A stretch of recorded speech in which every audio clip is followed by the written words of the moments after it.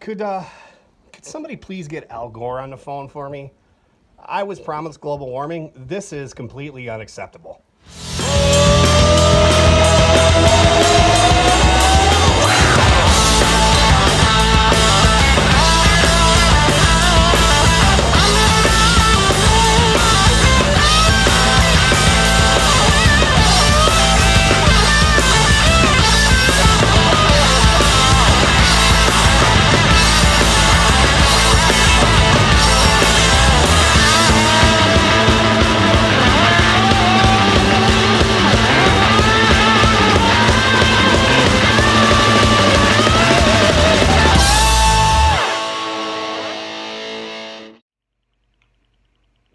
Seriously, Al Gore can kiss my ass. This is ridiculous. What is up, you guys? Welcome to Will's Run for Food, the rantings of an overcaffeinated, snowed-in madman. I don't know if you've been watching the news this past couple days, but we here in the upper Midwest are in the middle of a very significant, shut up, cat, significant snowfall event. Here in the south end of the state, we have mostly ice. That's awesome. Have you ever been through an ice storm? I'm telling you, it's a lot of fun. When I got up Sunday morning to go, well, first of all, I realized I am out of coffee in my house, which is never a happy time. So I'm already pissed. I walk outside. I get my, and it looks just like snow. It looks like we got like about 3 inches of snow, which is not a big deal. We live here. We get 3 inches of snow all the time. Go to open my door, and it's frozen shut.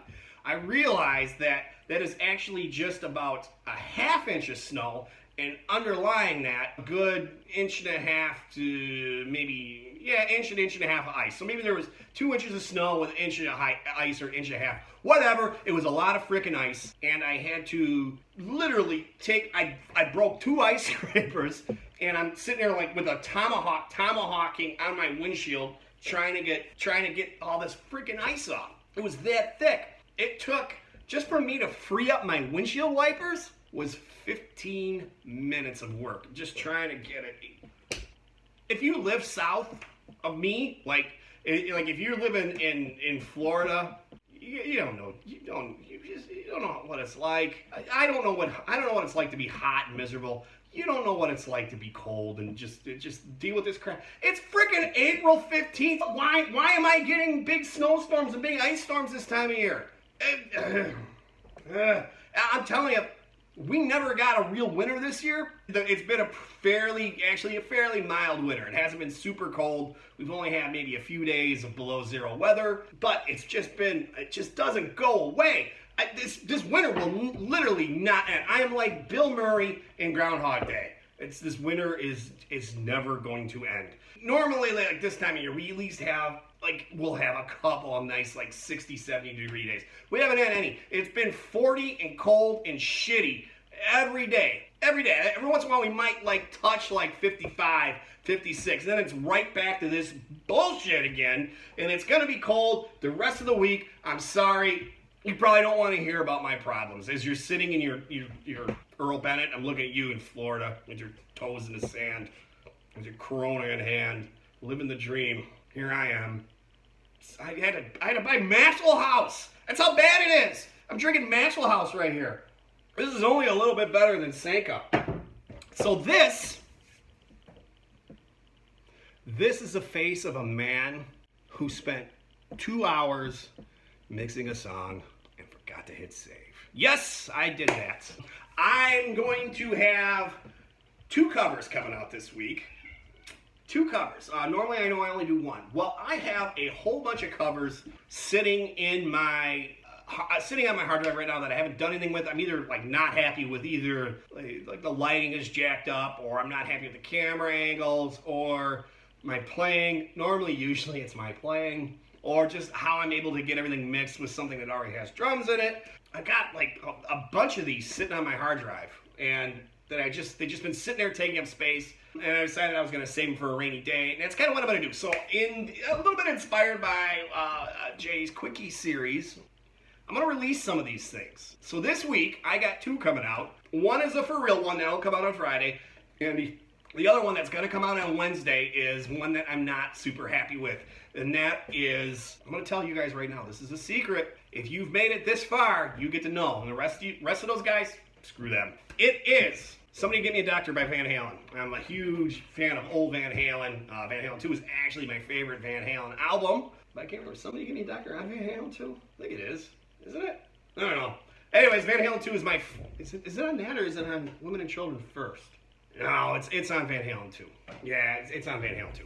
Yeah, big Van Halen fan I am. Out of the old Van Halen, all the David Lee Roth Van Halen, which is funny because I'm gonna go off on a little bit of a tangent here. When I was young, when I was in the age where I was first starting to get into music, like really get into music, is about the time Van Halen 1984 came left, and the whole thing with David Lee Roth leaving Van Halen and all that stuff. 5150 came out with Hagar singing, and I absolutely love that album.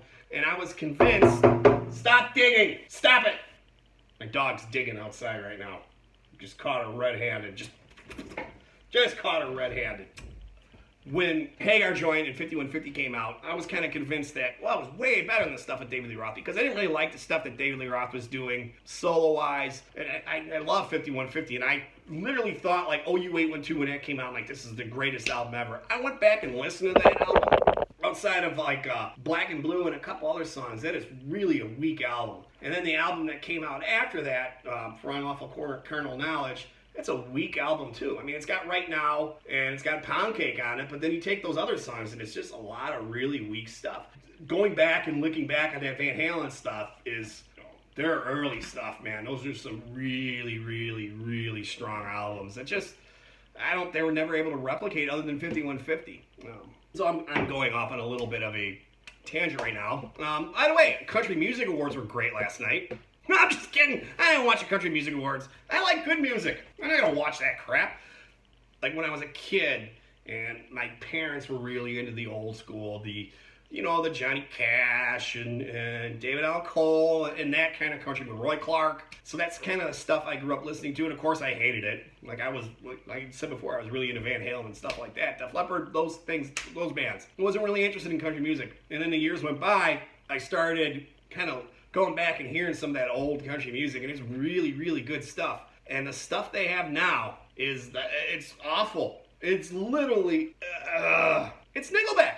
It's Nickelback. And it's got the same 4 or 5 guys in suits in Nashville. By the way, these guys are absolute freaking geniuses. They go in at 9 o'clock in the morning, and they said, we're going to write a hit song for Luke Bryan. Country girl, shake it for me, girl, shake it for me. So they go in, and these guys are geniuses because they keep writing the same horrible song over and over and over again. Country music is, God, it's terrible. There are exceptions, though. Chris Stapleton.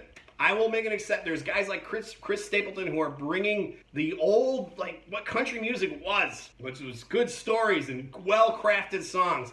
You didn't have to like the tempo, the pace of the song or whatever, the subject matter of the song, but there is no denying that some of that old country music is incredibly well-crafted songs. Incredibly well-crafted songs. Listen to Never Even Call Me By My Name by David Allan Cole. It is the greatest country and western song. It is the epitome of what a great country song should be. Next point, guys.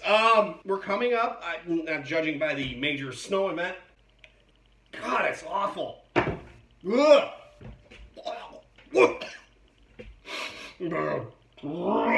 Judging by the major snow event, of course, it's spring is coming, summer's coming.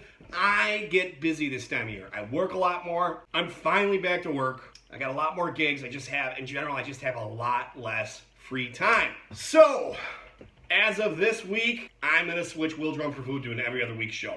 Part of it is time, and the second part of it is I'm out of ideas, guys. I'm literally running out of ideas of stuff to talk about. An extra week will just give me some time to start wrangling up some ideas. Because this is very hard. This is really hard. I see why Jay stopped doing Music Musician every week, because it's a lot of work to think of all this stuff, to edit everything and put it all together and come up with something and try to be funny. Like, this is probably one of the most unfunny episodes in quite a while. Sorry, I'm just running out of ideas, guys. I'm not a machine. I am not a stupid joke machine. So on that note, I will see you guys in 2 weeks. Talk to you later.